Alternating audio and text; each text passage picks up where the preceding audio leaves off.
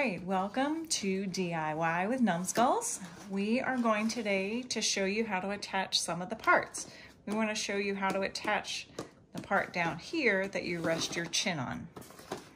So first we're going to have to make the part. This is the part right here that when you're inside you put your chin on it, and then with your chin on it you move the skull. I mean the chin. You move the chin. So this piece here, it's just a piece of thin aluminum and it has a piece of foam on it. The foam you can get at a craft store, the aluminum you get that at the hardware store.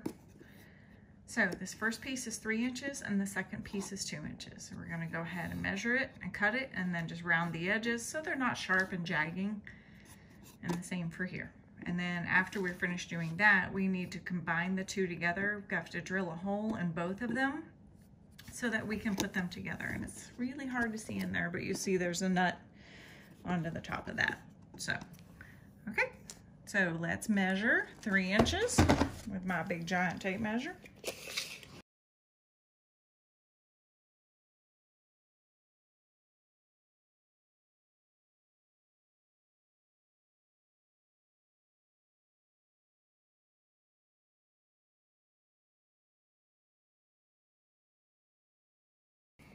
This way. Just get my slicers. I'm gonna go ahead and slice this one first.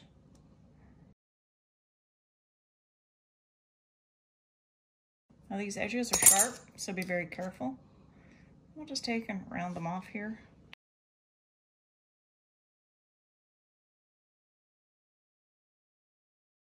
The objective here is to make it so that the edges aren't super sharp, so they're not digging in. They won't hurt you. We're gonna smooth that off. That's not real pretty, but.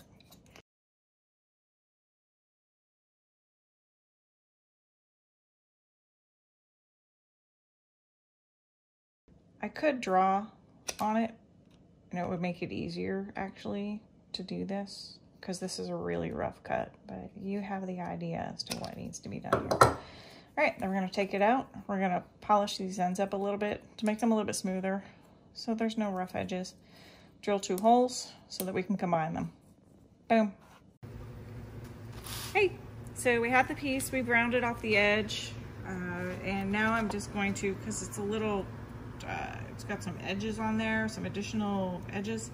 I'm just going to take this sandpaper. It's wrapped around a block of wood just to make it easier for me. And just, better, there. It's gonna take a little while. All right. So you can put something else on it. The alternative that my husband likes to do is to use this wheel to grind it down.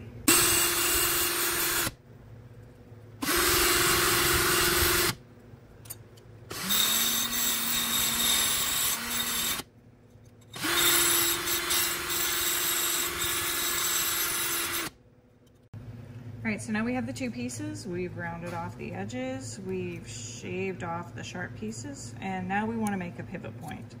So as you have it, it's going to have to go like this. So probably the easiest way is just to join it like this where they're overlapping. Got that end there and that end there. We're going to drill a hole into the center. I'm just going to grip the 2 together at the very edge here with these vice grips. I'm going to hold on to it here. It also gives me a nice little handle to hold on to while I'm doing the drilling. And I'm going to attempt to drill right in the very middle of it. Probably easier if you make a mark, but as you've seen, I don't always make marks. The nice thing is that it's aluminum, so it's soft.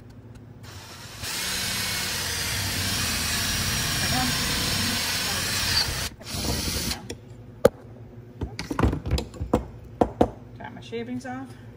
We have a hole.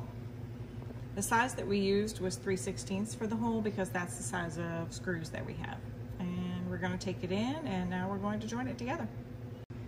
Okay, so we have these 2 pieces. We have the hole lined up here. I just have a spare screw here. I'm just going to throw in just to hold them together so I can do some measurements. Now on here, when it's fully engaged like that, this smaller piece here is actually going to get bent 2 times. once, and we'll show you, and we'll add on to this video, we'll show you where the bends are, or what the bends are for. But here, I'm just going to do here, give it a little bit room past there, and mark it with my pencil. You can see that. You see the mark? And then you're also going to want to do probably about a 1/4 inch down here. But you'll be able to see that then. All right, so now we have the lines drawn, and now we're going to go ahead and bend them. But I'm going to go ahead and separate it because I don't need that big piece anymore. I'm going to take the vice grips, and I want to grip it as close to that line as possible because that's going to give me my bend point.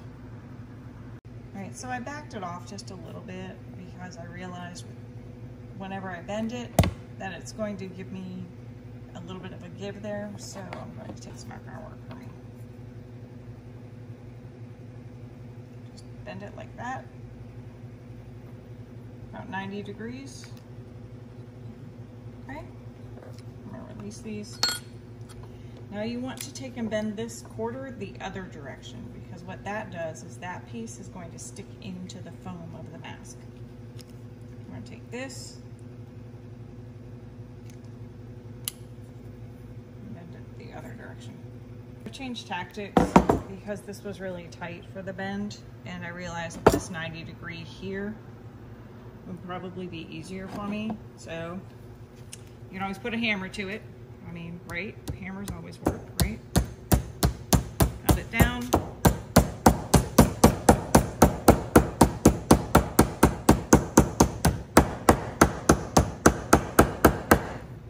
And that gives you the bend that you're looking for.